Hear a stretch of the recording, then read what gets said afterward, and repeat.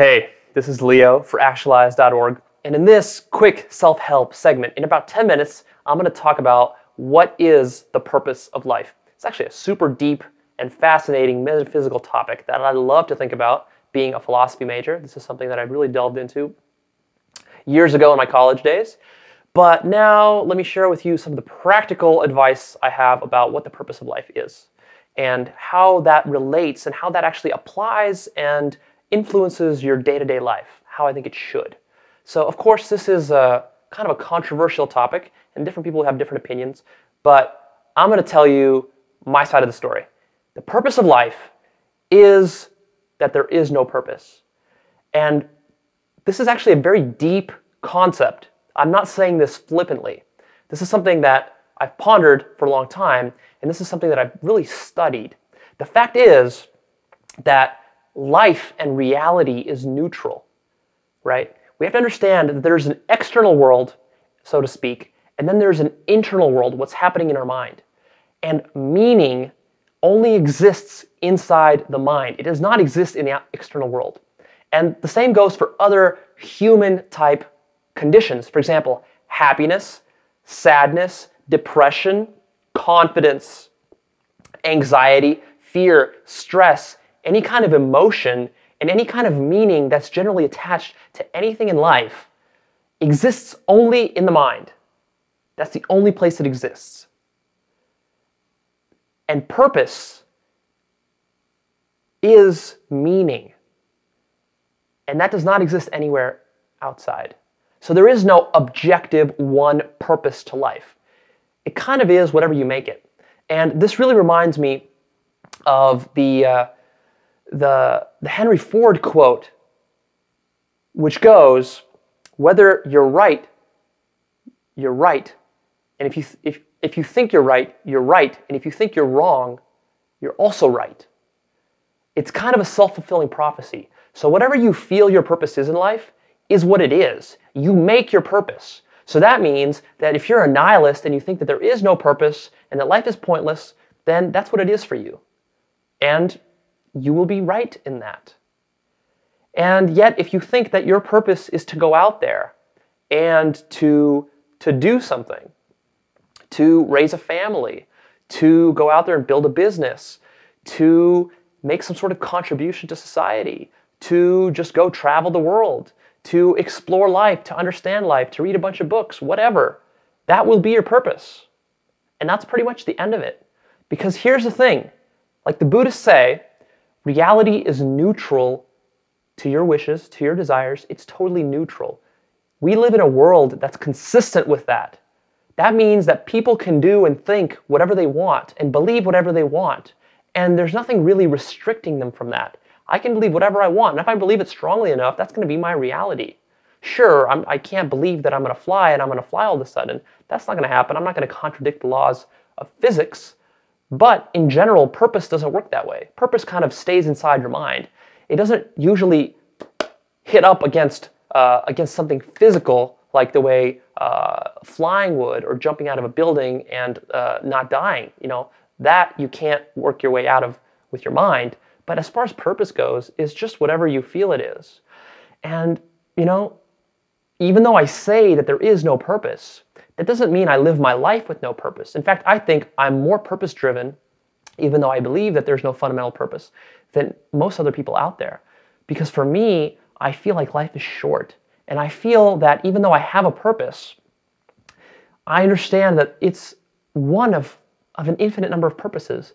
And that I'm not saying that it's the only purpose and that it's the one purpose that everybody else should have. I'm just saying it's my purpose. And for me, my purpose is that I want to be the best that I can be. I want to live up to my full potential in life. I want to be excellent. I want to live up to high consciousness values. Like I want to honor beauty and truth, and I want to understand life, and I want to experience life. To me, living a full life is the point of life. And also, another big purpose for me is to use my conscious mind to understand life, because I feel like we are one of the few organisms, maybe in the whole universe, but at least on Earth as far as we know, that has a conscious mind, which means that we can actually understand the universe. It's kind of a cool idea that we, being part of the universe, is like the universe understanding itself. And I feel there's something kind of sacred in that.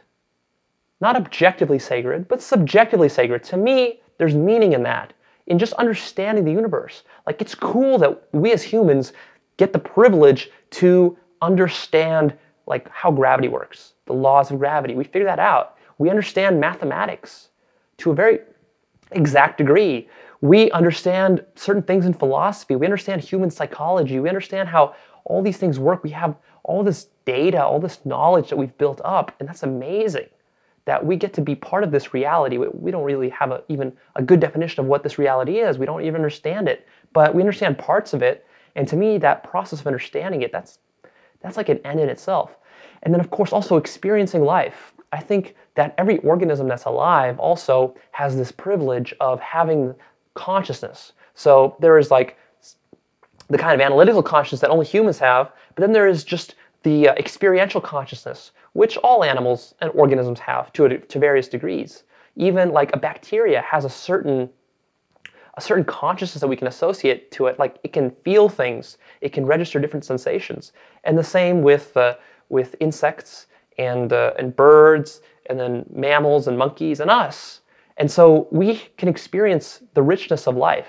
We can see it, we can smell it, we can taste it, we can travel the world, we can experience all this stuff. And to me, to die and to not take in as much as we could have, to not understand as much of the world as we could have, that's a big waste. And I'm not saying that that's factually, objectively true. I think that, in fact, if I wanted to, I could totally justify sitting around on my ass and doing nothing my whole life. And that would be, in some sense, one path that I chose. Carlos Castaneda, in The Wheel of Time, has a brilliant quote about this.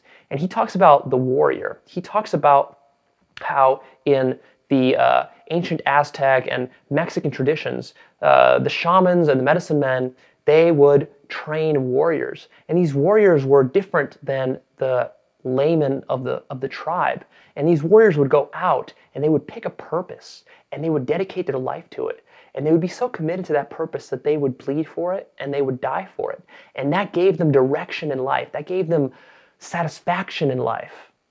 But what's really fascinating about that is, in his quote, he talks about how the warrior chooses a path, but even though he chooses a path with heart and he's totally committed to it, as though that path were the one path, and as though it were the most important path.